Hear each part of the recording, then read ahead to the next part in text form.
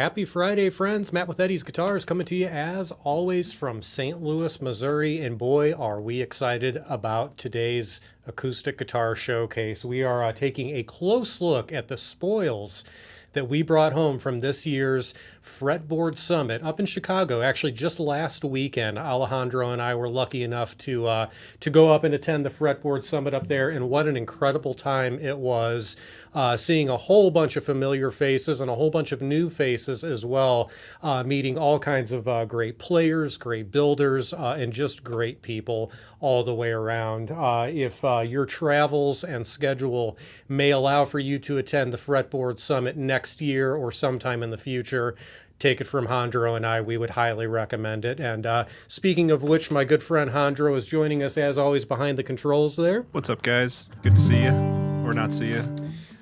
What was, I'm going to put you on the spot, Hondro. What was your favorite part of Summit? Favorite part of Summit was the guitars. Yeah, fair enough.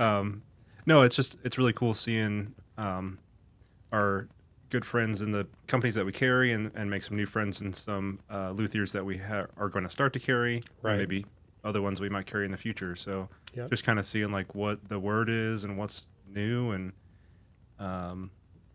what's hot, you know? Yeah, exactly. Yeah, it's cool just to kind of be at ground zero to, with the acoustic guitar world kind of all in one spot there, or at least it felt like it in a lot of ways. So a lot of fun.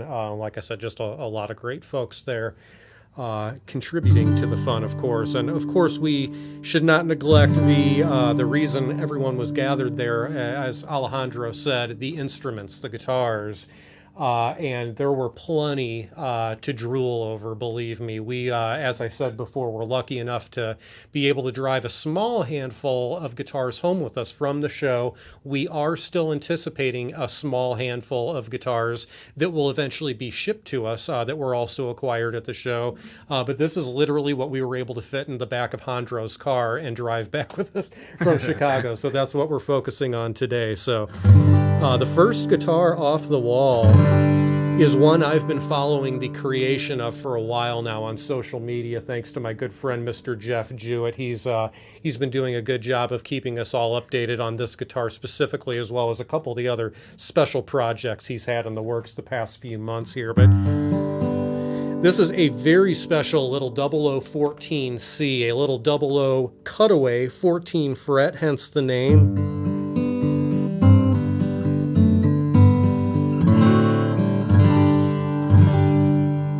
And I would like to think of this guitar as somewhat of a collaboration between Jeff, of course, being the builder of the guitar, and Mr. Aaron Lucas, who is essentially dark forest cypress tone woods. And that's exactly what this top is here, is a dark forest ancient cypress top on this guitar. This top has been carbon dated at 1638 years old, a very, very, very old soundboard on this top, and we could literally spend the rest of the live stream just dissecting the details of these soundboards. We're not going to do that, but we could, and I think it would be fine. But long story short, we've got some really incredible old reclaimed wood. We have seen these tops so far in the hands of builders like Santa Cruz, Mr. Richard Hoover. We were lucky enough just about a month or so ago to have the Driftwood guitar, the OM that they brought us with the ancient cypress top on it, also a product of Mr. Aaron Lucas. So we're getting a little bit more familiar with these tops here, and I've got to say, the more I've had the opportunity to play these tops, the more it's dawning on me that they have this really ethereal quality to them, a really specific presence of overtones. And of course, the builder, the tone woods, the guitar itself, the rest of the guitar, I should say, of course, hugely contributes to what else we're hearing. But there's just almost like a sonic glow, if you will, around the guitars that have had these tops that I've had the opportunity to play so far. And this is a nice example of what I'm talking about here.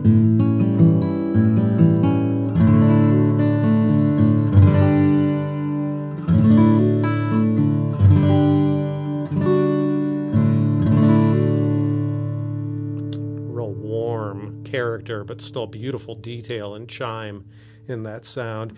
Andro, let's get a close-up of this if we could, please.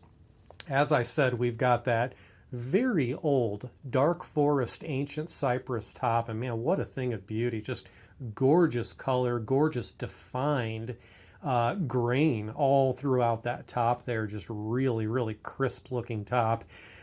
We shall not neglect that most powerful rosette that Jeff has put together, that kind of mosaic style rosette. And I love that little pendant that he kind of hangs from the bottom there. Very nice little weighted detail there in that rosette, but beautiful colors, especially in conjunction with this particular top that we used here.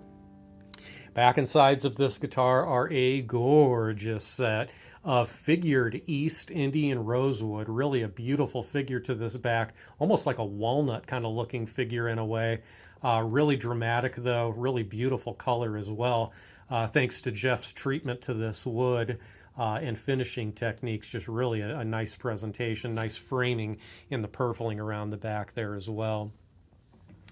This guitar is bound in an Ebano binding, and we also have that nice, very, very comfy, but not too extreme little forearm bevel there, just taking that edge off where you're primarily going to be interacting with the guitar there on the body at least. Really a nice, comfortable, ergonomic little feature there on the guitar. All the way up on the headstock, you'll see a beautiful veneer with, of course, the cat eye and diamond inlay right in the center. Very classic Jewitt style there. These are the Godot 510 tuning machines done in Cosmo Black. We've got a beautiful pinstriped Ziricote fingerboard with some rather dramatic figure and color to that Ziricote there. We've got the double flourish right down there indicating the 12th fret. Love the pinstriping at the bottom of the fingerboard there as well. Nice little frame. We also have matched that bridge, a Ziricote bridge to the fingerboard as well, keeping everything well coordinated. And you better believe Jeff also matched that tail wedge to the rosette in an oh so beautiful way. Again, just really beautiful organic colors. I love how you can kind of see the contrast of the rosewood backing here against that woodwork, and then you've got the, of course, ancient cypress backing here on the top, showcasing the rosette there. Just really some great colors happening there all the way around.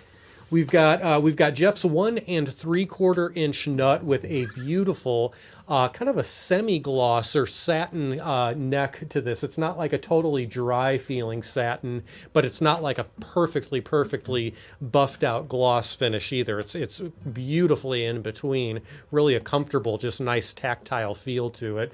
Like I said, 1 3/4 nut. We've got 2 1/4 spacing down here at this Ziricote bridge, and really a beautiful C profile neck.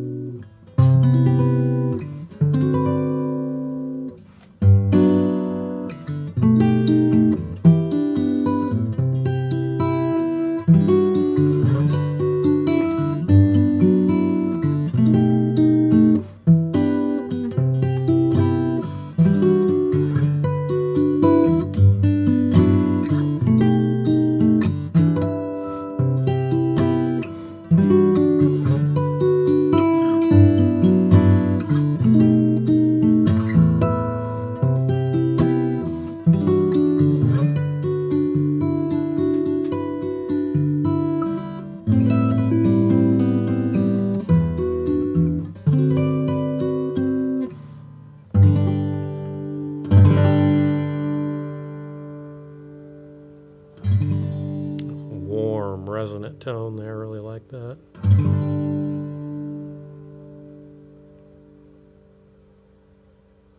Very fine. Should have mentioned we had the pleasure of meeting and shaking hands with Mr. Jeff Jewitt for the very first time at Fretboard Summit. So like I said, beautiful things just like that can happen. Folks that you've known and perhaps worked with for a number of years and finally meet face to face for the first time at a gathering like that. Pretty special stuff. How would you liken the Cypress top to a Redwood? Ian was mentioning that it has seems to have a comparable headroom in the recording. I would agree with that. It doesn't seem like the Cypress is maybe the world's stiffest material, and I don't know all of the technical ratings and characteristics of it, so to speak, from a physical basis. I can critique it based on its tone and its responsiveness, but I would agree it doesn't have the world's most like robust projection. It does have a lot of sweetness and richness and almost like an intimate type of a tone, like even the driftwood guitar that we had here. It was not what I would describe as like a rip-roaring, get after it and, lead the band type of thing with that guitar necessarily. Its beauty really lied in its sweetness and what it would kind of whisper to you when you were being delicate on it. It was really shining there. And that Jewitt, I think the fact that it's so responsive for fingerstyle playing it really adds to the delight of that Jewitt. It's like you hear these little things, like I said, kind of in between the notes. Like I said, kind of specific set of overtones, it seems like, to those soundboards. And like I said, we're still decoding that stuff a little bit and getting to know it. But I would agree. It seems to be a warmer, sweeter, perhaps maybe, like you said, a little bit lower headroom material, at least in the contexts that we've had the opportunity to hear it so far. Ian, very good observation. Good to have you here. Jeff's actually in the chat, and he mentioned that the Cypress is very dense due to the submersion in water for so long. Okay, Jeff, I appreciate that, and great to have you in the stream. Appreciate that. Any other tidbits you want to share with us, do not be shy. Always good to actually hear from somebody who's actually worked with the stuff. We can guess about it all day long, but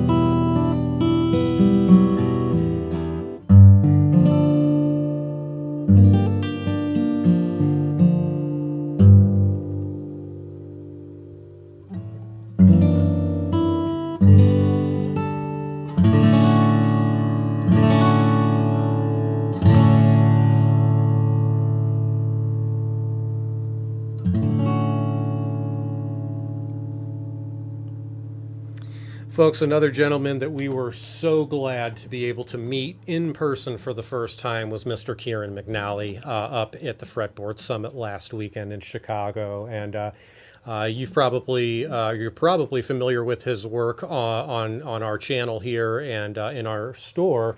We've had the McNally guitars in here for several years now, and again, what a delight it was to be able to actually speak with him in person and really shake his hand. We were fortunate to bring this incredible D custom home from Mr. McNally there. He had a great spread of guitars as well, I've got to say.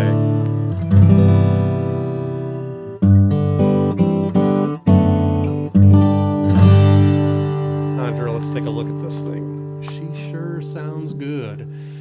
This is a bit of a new, I shouldn't say new, but for us at least, we've never had one of these tops from Mr. McNally. This is a Torrefied Adirondack spruce top on this beautiful D Custom. Of course, you can see Kieran's beautiful sunburst treatment on that top as well, but a powerful, high headroom Torrefied Adirondack spruce top on this guitar. You can see that we've got that beautiful colorful abalone rosette, the tortoiseshell pickguard as well, that nice, very, very fine carved ebony bridge on the face of the guitar as well, with some nice fiber purfling, couple layers of wood purfling there on the top of the guitar, and then bound in a black binding all the way around the body there. Back and sides of this guitar are an equally powerful, equally toneful Cuban mahogany, and this is another first for us from Mr. McNally, the Cuban mahogany. We've had a number of different mahogany guitars from him in the past, never specifically the Cuban mahogany though. And again, this is a bit more dense mahogany that you tend to get more projection and a little bit more presence of that harmonic overtone out of it compared to like your drier Honduran mahogany. This Cuban is powerful and impressive stuff. Very thin, nondescript black back strip going down the center of the back there. All the way up on the headstock, we will see a pinstriped ebony veneer, meaning that nice purfling around the headstock itself there. We've got the inlaid mother of pearl McNally logo all the way up top with a Celtic knot just below it, also inlaid in mother of pearl. We've got the ebony fingerboard on this guitar with the dot inlays and again the pinstriping around the sides and bottom there, giving it that beautiful frame. And again, a very slick, sharp, handsome looking guitar, especially with that sunburst finish on it. And again, this thing is no joke. It's not even with a pick yet. Let's find a pick if we can here. We'll see what she'll do.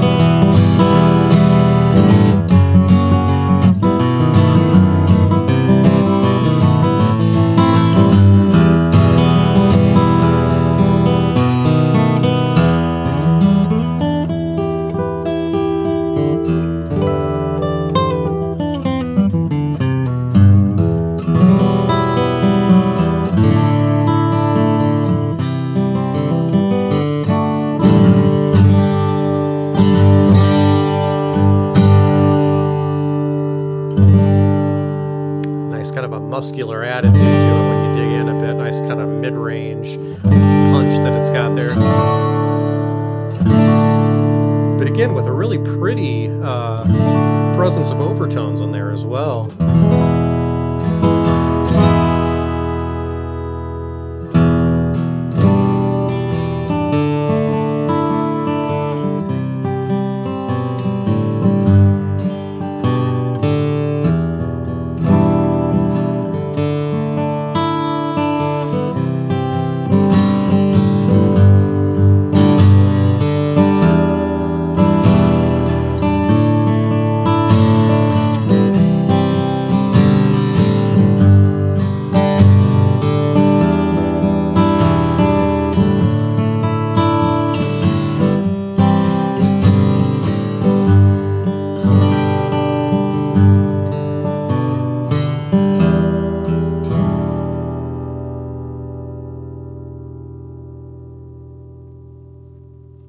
Very nice.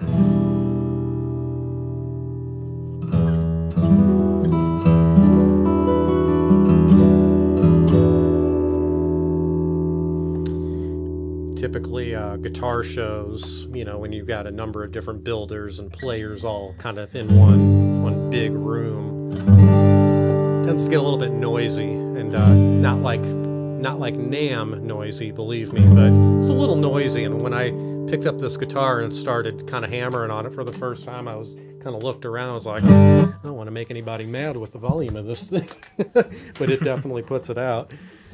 Definitely a killer. Yeah, I think it's loud. We actually had David in the chat was also at the show and Nice. spent some time talking to Kieran. He said he almost bought that guitar off the table. Nice. Now it's here. I wouldn't have blamed you if you did. But selfishly, I'm glad we got to take it home, at least in the meantime.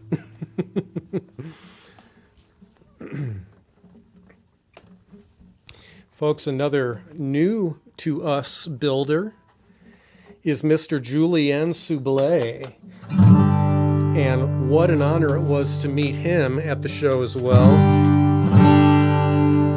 He brought a couple of guitars with him, and when he sent me a message saying, hey, the OM Cutaway with the black burst on it might be available, are you interested? I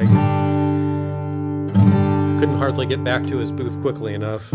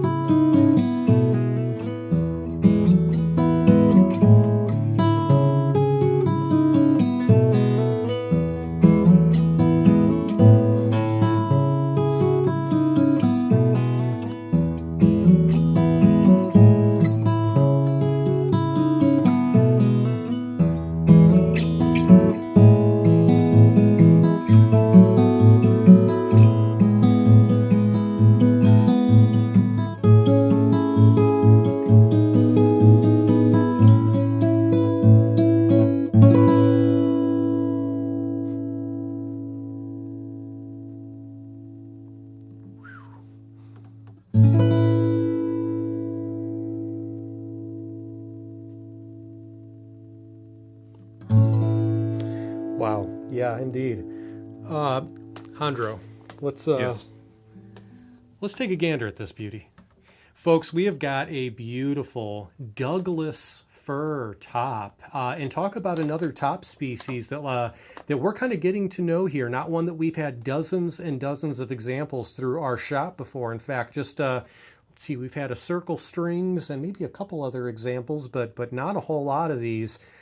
This is a thing of beauty. I've got to say, this Douglas fir is just so responsive, so detailed in its tonality, its delivery, just everything about it. It's like you breathe on the strings and you hear something coming out of this top. It's really impressive how responsive it is, just really beautiful.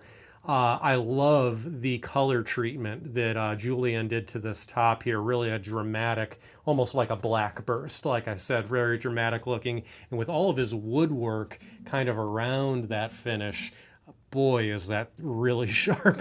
Just love that particular cutaway design there. All the mahogany details around the binding of this guitar are just so darn sharp, including the ebony forearm bevel here that, of course, is framed in that mahogany there. Just really beautiful woodwork and detail work there. If we take a look at the back, we'll see a beautiful quarter sawn straight grain set of East Indian rosewood.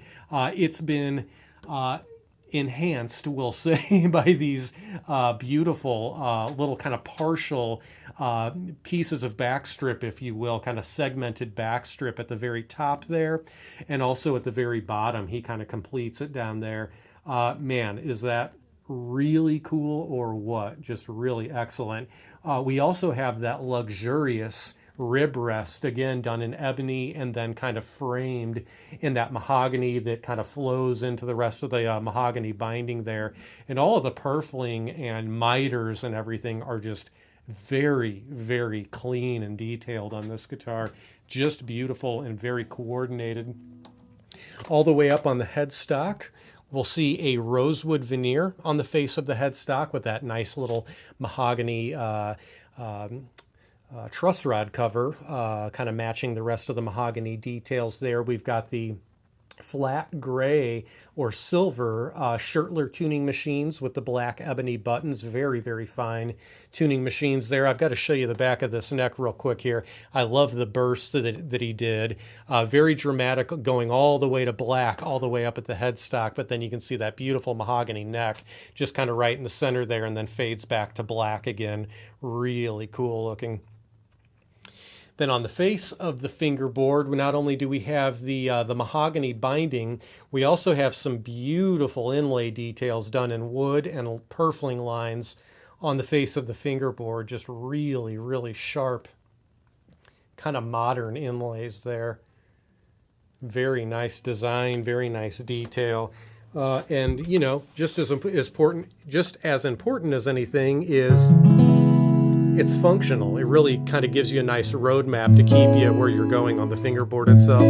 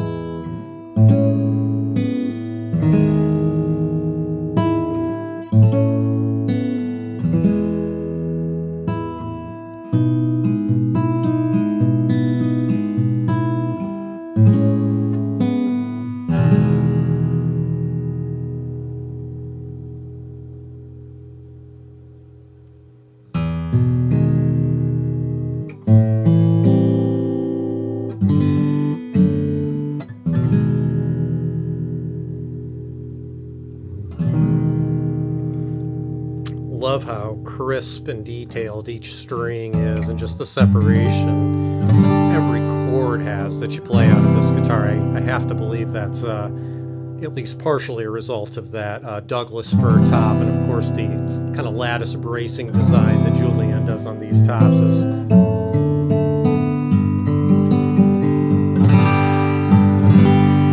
for my fingerstyle friends out there. This just the nuance and the detail and dynamic in this is pretty special. Not to mention very comfortable with all those ergonomic details on it. Just all the woodworking around it is pretty darn cool. So David Vandermolen's curious if the Douglas fir is similar in tonality to the cedar, being that they're both soft wood.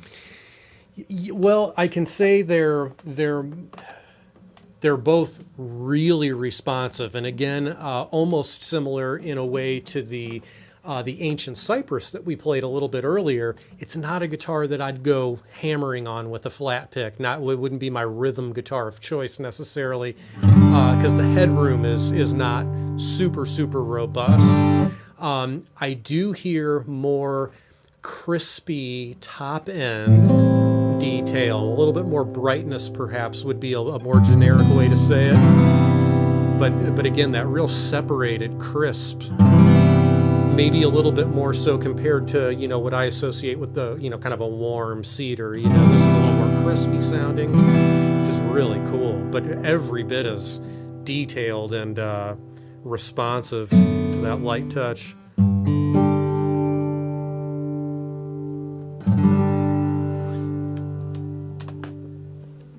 Very nice. Doesn't hurt when they look really good. Yeah, that one's got just such a striking figure to Doesn't it. it? Yeah, between the shape and the wood details and the finish, it's a pretty well constructed idea there. Speaking of well constructed,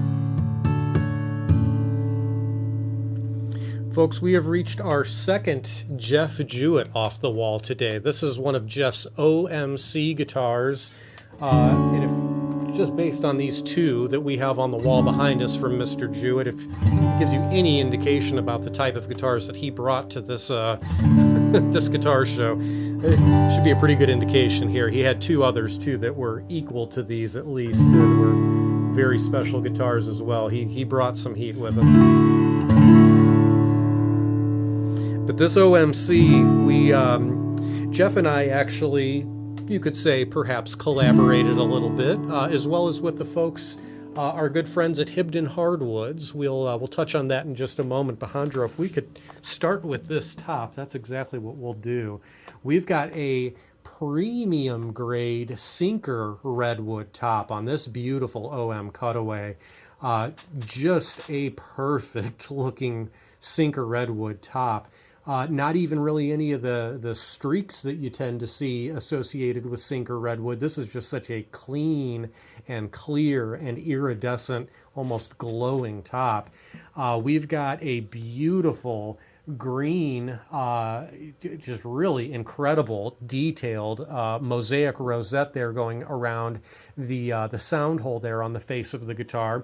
And just to give you a little teaser here, we also have that matching green and kind of burled tail wedge down there as well. Really beautiful. Back and sides of this guitar are a gorgeous set of master grade Fiddleback mahogany. This is courtesy of our friends at Hibden Hardwoods. A beautiful set. of just perfect quarter sawn Honduran Fiddleback mahogany on this guitar. Gorgeous, gorgeous natural color to this. I love how Jeff matched the heel cap up there as well, kind of continuing it right up onto that heel cap in a book-matched fashion there. Really perfect matching there. Sides are gorgeous. The guitar is bound in rosewood, a really beautiful, nice, chocolatey, rich brown rosewood there. We've got another beautiful, beautiful kind of round, soft forearm bevel here, also done in rosewood. We've got some gorgeous jade purfling going all around this guitar on the face, the sides and the back. I'm going to try to give you a close-up here if we can get the lighting right. That green really pops, but even from back here, you know, other than the rosette, of course, you barely see the green, but as you get closer up on it, it kind of reveals itself. He's got even green details purfling around the neck here and everything. In fact, Alejandro, I'm sorry, I'm going to make you switch again there. We've got a beautiful rosewood veneer on the face of the headstock here with a nice triangular inlay all the way up top there, kind of matching the green theme of this guitar.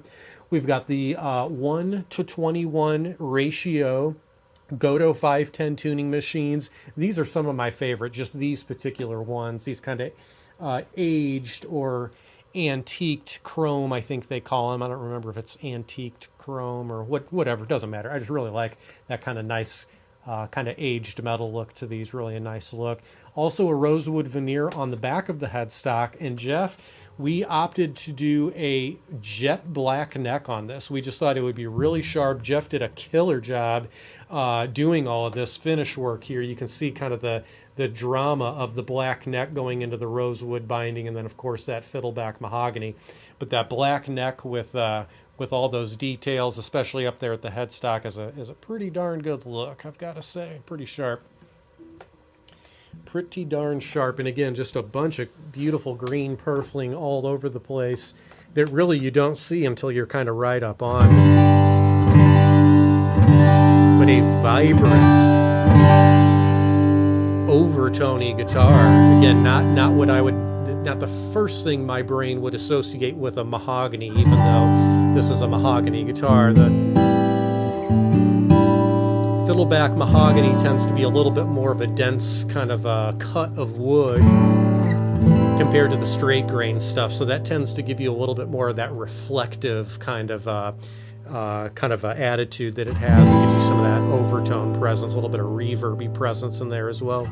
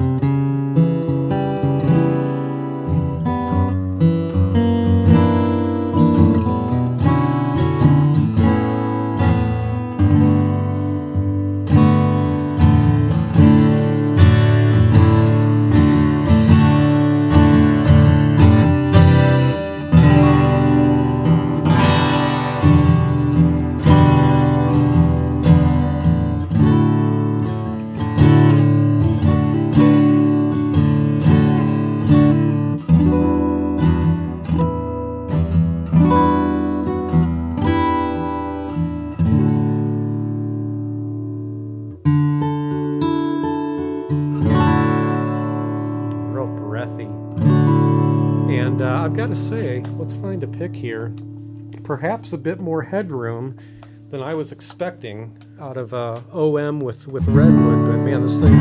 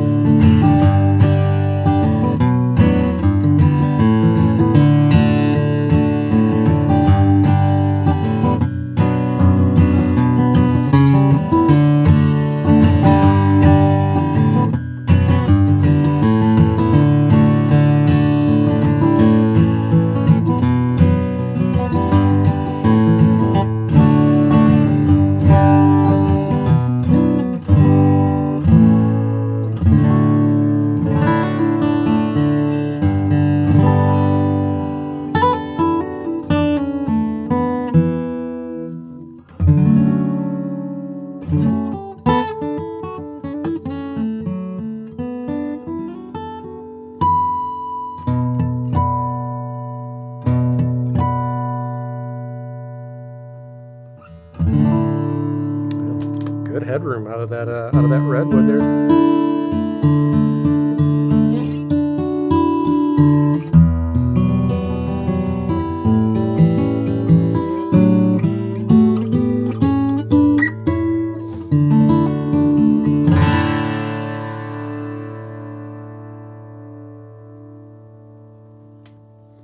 Very nice.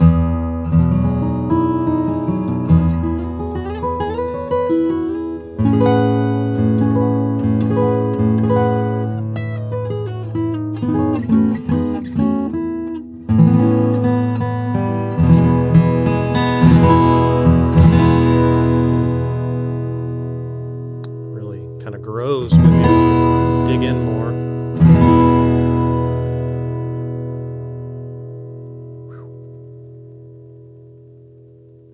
Jeff's always built a great guitar, but I swear the most recent stuff he sent us has just been kind of on another level. Voicing and his playability, great neck on this. Yeah, when we walked into that room that the Jewitt booth was in, Yeah. I swear that rosette, you could see it from across the room, and Like I kept looking radiating. around and being like, "Oh, cool guitar," and then I'd see this green ring, and I'd be like, "What's that?" Oh, it's it's Jeff's guitar. Keep catching Awesome. your eye. Pretty sharp. I gotta say, it's a bold choice, but when you see it all cohesively together like that works. bold green and that redwood, and again, just matched with the mahogany, all the purfling details on it.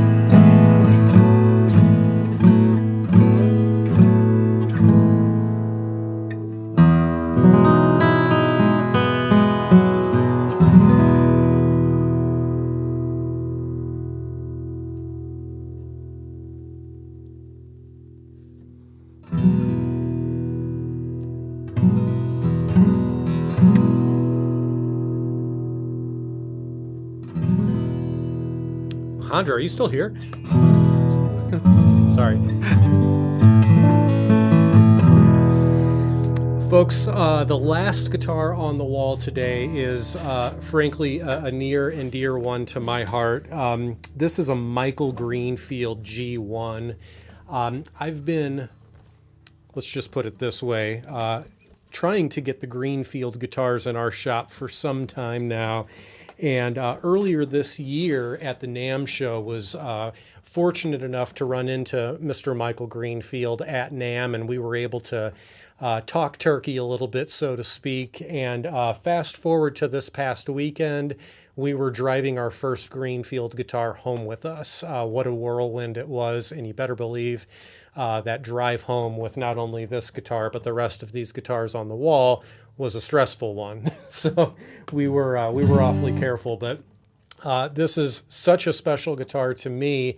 Not only because what it means, being the first Greenfield that has ever been under the roof of Eddie's Guitars, but the guitar itself is absolutely mesmerizing. And I was able to bring the guitar actually home after the show, and I got lost for about 3 hours on this guitar, and my wife was trying to figure out why I wasn't spending time with her after being gone for 4 days. And this guitar was the reason why. So I had to bring it into work and try to forget about it. So, but such a mesmerizing sounding guitar, a robust, powerful guitar, yet at the same time, if you want it to be, it will be as sweet and delicate and polite as you might want it to be. And the almost built-in momentum this guitar has, and then the sustain that bounces off that momentum, is very, very unique indeed.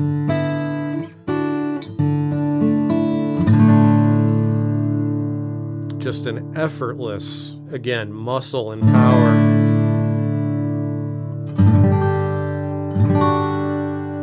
It's forgiving in the sense that it's rewarding almost no matter, again, how lightly you kind of reach for it, or if you need it to pop a little bit more to get those special moments in the tune.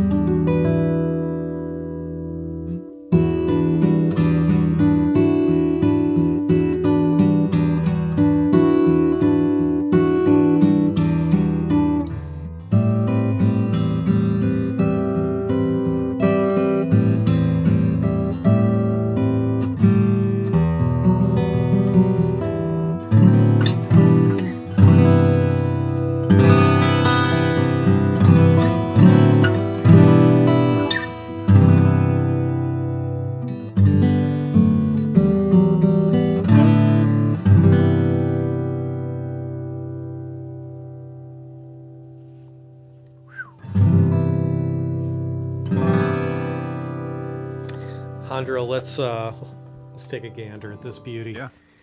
Folks, we have a moon-harvested Alpine spruce top on the top of this gorgeous G1, and man, what a beautiful top. Highly, highly silked all throughout this soundboard here.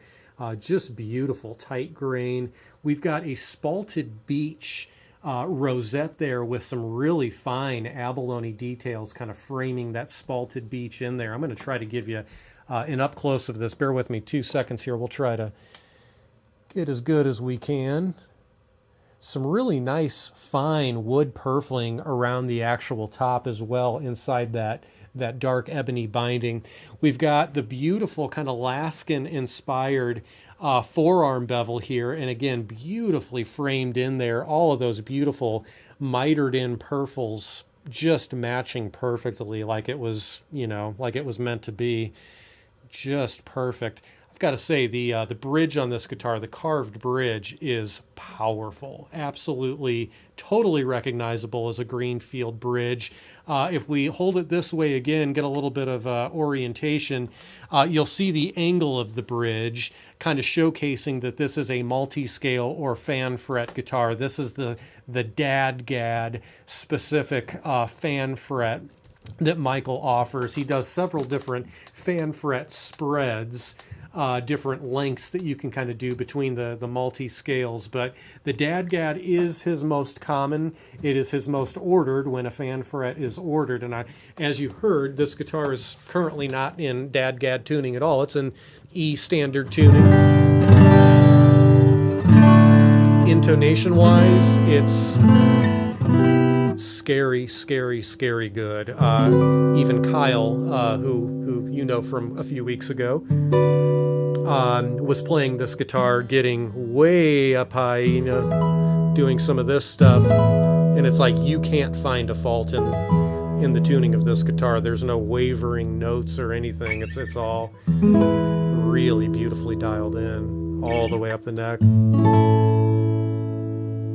It's really a sign of precision there for sure. Folks, back and sides on this lovely creation are a personal reserve set of Greenfield African Blackwood. It's dark stuff, as you can see there. We'll try to get the grain in there without it reflecting too badly. But it's a beautiful chocolatey dark set of wood there. No backstrip or anything, but framed in some beautiful purfling there. I love the detail of this. Just a little bit of sapwood there right at the top. And then he continued that right onto the heel cap there. And if we peek closely inside the cutaway here, you'll also appreciate the sapwood hiding right inside the cutaway. Just little details just exposing themselves as you get to know the guitar. Beautiful, beautiful woodwork, though. We also have just the slightest hint of sapwood right up there as well. Just so beautifully coordinated all the way through there. Man, what a creation. All the way up top on the headstock, a gorgeous, once again, unmistakable headstock here with the powerful Greenfield logo done in mother of pearl. We've got a jet black veneer on the face of that headstock. Folks, we're going to spoil ourselves silly here with a set of gorgeous, gorgeous Robson tuning machines, all hand engraved. Just a thing of beauty. Sterling silver bases there that have all been hand engraved. We've got buffalo horn buttons here. They're like almost like a cookies and cream kind of black and white color there. Just beautiful detail. We've got that beautiful African Blackwood veneer on the back of the headstock as well, just perfectly tying in with the sapwood on the body of the guitar and heel cap and everything. So just excruciating detail in this guitar. The frets themselves have been beautifully finished. I dare say perfectly finished. They are the EVO gold frets as well, so a long-lasting fret wire.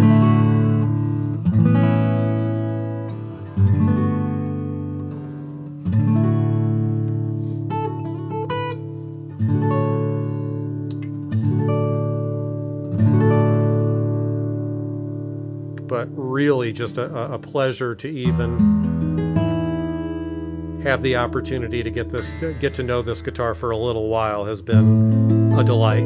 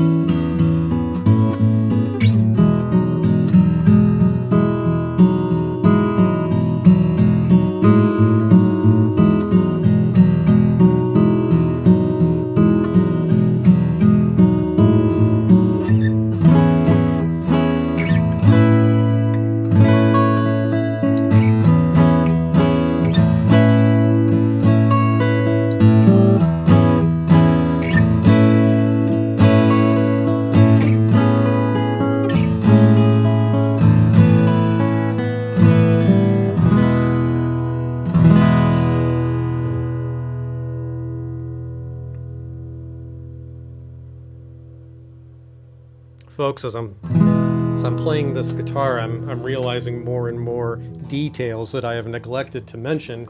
I know that we've already mentioned so much, but also just want to say this also has a beautiful ebony finished neck. just a jet black finish neck. This also has Mr. Michael Greenfield's proprietary, if I can show it to you there. Thanks, Hondra. I'm going to try to get the light on it to where we can see what I'm referring to here. Yeah, maybe. There's a swoosh, so Michael calls it. Carved, yeah, you can kind of see it there. Basically a small relief carved in the heel of the guitar itself right in here. And when you get real up high, it just hugs kind of that fat part of your palm in there. And it, again, small detail, but as Michael explained, this is a small detail that is often ordered on, it's an option, often ordered on his guitars.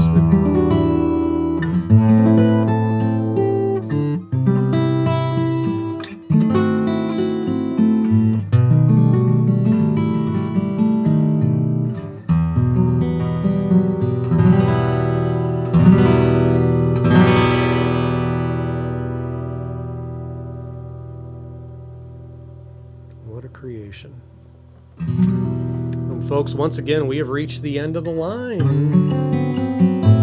And again, we've got a couple more, two or three, four more guitars coming from the Fretboard Summit that will be getting shipped into us before too long. And you better believe we will be eager to show those off as well. But if you saw anything or heard anything on the wall behind me, or perhaps what I'm playing now that spoke to you, we always love to just kind of take a little grouping. What did folks like off the wall, if anything?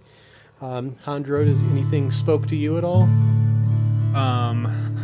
They're all talking to me, but that Greenfield is a cut above the rest. No offense to the other builders here. I don't think any of the other builders would take offense to that. I think anyone who's played one of these gets it, you know? Yeah, just the fantastic note separation, sustain, overtones, the intonation, and then not to mention all the fit and finish look and style. Oh, the finish, the every purfling line is dead straight. I mean, there's just no waverance in any part of the details on this. Yeah, Chat's really digging the guitar, and the Canadian flat picker, I said, darn, does Michael Greenfield make a bluegrass dread? I bet he could build something that would satisfy both you playing it and me listening to you play it. David Vandermullen is curious if pin bridge is common with a fan fret guitar. Pinless. I guess he means pinless. Yeah. Yeah. So yeah. For as who was that? I'm sorry. David. Let's look at this one more time. This is, in fact, a pinless bridge, which I didn't specifically mention. You'll see that the ball ends are actually fed through the back of the bridge right there. They do not physically go inside the guitar the way like a pinned, bridge pin bridge would be. They actually kind of float right on top and go right on through there. This does seem to be a more common theme out there, the pinless bridge, when using a multi-scale. Do note, though, that even on Michael Greenfield's, standard scale length guitars that are not multi-scale or fan fret, he still uses a pinless bridge, just for reference. But in general, yeah, I would say that that's an observation I've also made, is more commonly the pinless bridge you find on multi-scales for. I'm not sure the reason of that, if it's just sort of I associate a pinless bridge, I don't know if this is right or wrong, it's just kind of what I think of, with like a more modern kind of approach, more modern style. Loudon, for example, is another pinless bridge company. Seems like some of the newer fingerstyle folks out there, builder-wise, are utilizing more and more pinless systems in one way or another. But, I always used to think you had to have this specific break angle going inside the guitar, and then I play a guitar like this, and all the rules are gone. It's like, like whatever this has, I want. So Ian said the Greenfield and the Cuban Jewitt. Ooh, yeah. David Vandermullen said the Greenfield. Peter Moore said the Greenfield, but also the McNally is a Canon. That McNally, I'll tell you, is scary. Like I'd be scared if I were the other guitars on this wall. Just like, quiet down, dude.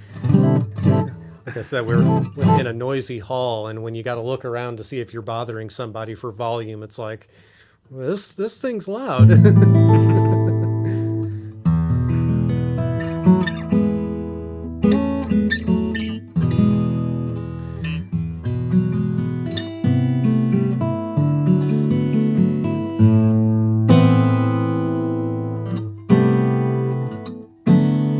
I'm going to keep doing this all day. You got to stop me.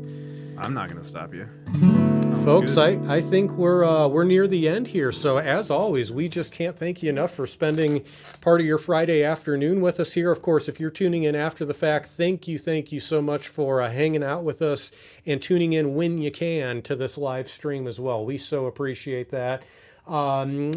We will be, of course, posting up another announcement when we plan to go live again. We're going to try to do a few fully recorded videos, not live videos, on a few of these guitars also before they start to evaporate on us, because I think that's going to start happening pretty quickly here. But again, what an absolute pleasure to not only be able to go up to the Fretboard Summit, but to be able to bring these incredible creations that our friends have put so much time and personality and effort into building. Not only, not for us, but for us to find homes for. Really a pleasure to be able to do so and be temporary stewards of theirs until we find those homes. So what a good thing. And I'm just going to plug them again. If you guys have the opportunity to check out the Fretboard Summit next year, check it out. It is such a great time. Hondro and I will be roaming around, I'm sure. So, yep. Folks, again, thank you as always.